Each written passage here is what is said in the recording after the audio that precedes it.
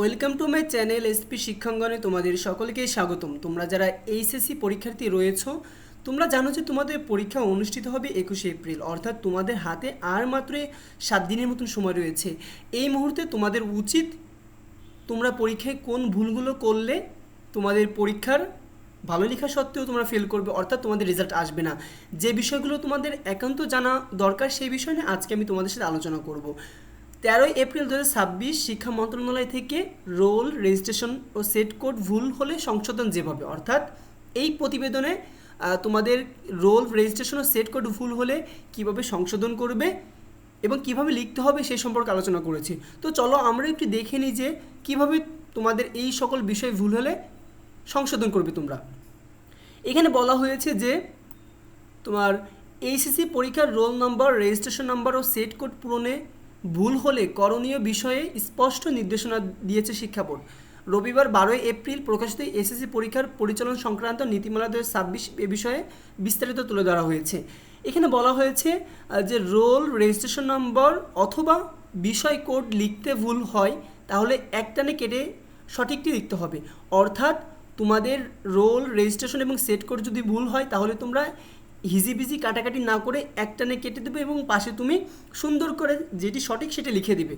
এরপরে দেখো বলা হয়েছে বৃত্ত ভরাটে ভুল হলে তা ইরেজার দ্বারা ঘষা মাজা না করে বা ব্লেড দ্বারা না মুছে সাদা ফ্লুইড না লাগিয়ে সঠিক বৃত্তটি ভরাট করতে হবে, অর্থাৎ তুমি যদি একটি বৃত্ত ভরাট করে ফেলো সেটা যদি ভুল হয় পাশে অন্য একটি বৃত্ত যেটি তোমার সঠিক সেটি লিখে দিবা, সেটা ভরাট করে দিবা, তাহলে তোমাদের কম্পিউটার ওএমআর শিটটা তোমার সঠিকটি গ্রহণ করবে। এক্ষেত্রে একই সারিতে একাধিক বৃত্ত ভরাট থাকতে পারে। এতে বলা হয় কোনো পরীক্ষার্থী নৈবত্তনিক উত্তরপত্রে সেট কোডের বৃত্ত ভরাটে ভুল করলে ভরাটকৃত সেটের উত্তরপত্র মূল্যায়ন করা হবে, অর্থাৎ তুমি যদি কোনো এমসিকিউ প্রশ্নপত্রের সেট করে যদি ভুল করো তাহলে তুমি তোমার এমসিকিউর উত্তরপত্র যেটা সবচেয়ে বেশি হবে, যেই সেটের সাথে বেশি হবে সেটাই তোমার ধরা হবে।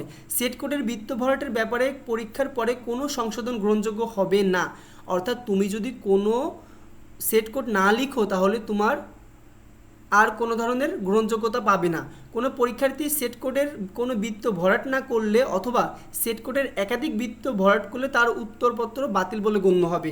তোমরা খুবই সাবধান, তোমরা পরীক্ষার প্রশ্নটি আগে দেখে নেবে তোমাদের পরীক্ষার সেট কোড কত, ক, খ না গ, এরপর সুন্দর করে সেট কোডটি ভরাট করবে। এরপরে সর্বশেষ একটা বিষয় দেখো, এখানে বলা হয়েছে যে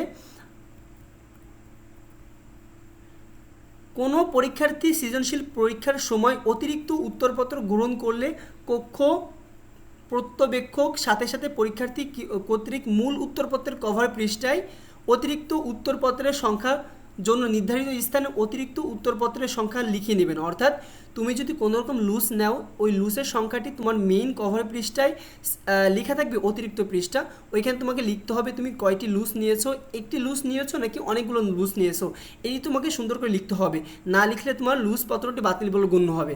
এখন চলো আমরা একটু দেখে নিই যে তোমাদের ওএমআর শিটটা কীরকম হবে আর কি। এখানে দেখো, এখানে রোল নম্বর, পরে দেওয়া আছে রেজিস্ট্রেশন নাম্বার, এখানে দেওয়া আছে বিষয় কোড। এখানে দেখো তোমাদের প্রথমে লিখতে হবে তোমাদের রোল নম্বরটা 32, 32, 40। এরপরে তোমাদের কি করতে হবে, তোমাদের সুন্দর করে পূরণ করতে হবে। এখানে দেখো, এখানে বলা এই যে সুন্দর করে সে একটা ভুল করেছে, 0টি উপরে না দিয়ে নিচে দিয়েছে, যার কারণে সে ভুল করেছে। তো এক্ষেত্রে তোমরা কি করবে, এক্ষেত্রে তোমরা এটি ক্রস চিহ্ন না দিয়ে তোমরা যেটি সঠিক সেটি লিখে দেবে। সেমভাবে এখানে দেখো বিষয় কোডটি তোমরা সুন্দর করে লিখবে, এর পাশাপাশি তোমার সেট কোড আছে, সেট কোডটা তোমরা লিখবে এবং অতিরিক্ত যে উত্তরপত্র অর্থাৎ অতিরিক্ত যে লুজটা নেবে সেটা তোমরা লিখতে হবে। তোমাদের 02 অথবা 03 যে কোডটা নেও না করো তোমরা সেটা এখানে ভরাট করতে হবে।